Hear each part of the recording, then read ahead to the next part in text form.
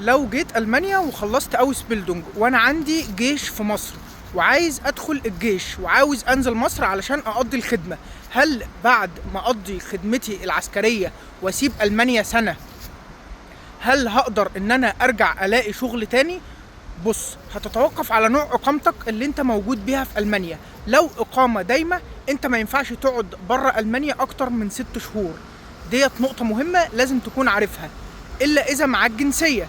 لو لسه معكش جنسية ومعاك إقامة بس أيا يكن إقامة نوعها إيه، في الإقامة العادية اللي هي محددة بوقت بتقعد أكتر مدة تقدر تقعدها بره البلد 3 شهور.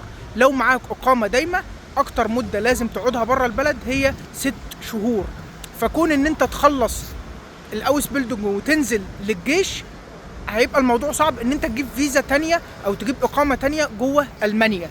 دي نقطة. طيب الوضع ايه بقى او السؤال ايه؟ السؤال هنا حاليا انت لو معاك جنسية خلاص بتستنى تاخد الجنسية، فكده كده خلاص الجيش بيسقط من عليك لانك مزدوج الجنسية.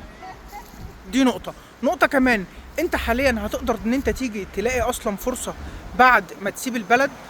انت بيبقى معاك ترخيص مزاولة المهنة الالماني ايا يكن مهنتك ايه، ومن مكتب العمل تقدر ان انت تشتغل طالما مخلص مجال الاوس بيلدونج ده، تقدر ان انت تشتغل فيه وتقدر ان انت تجيب عقد عمل في المجال اللي انت درسته في الاوس بيلدونج.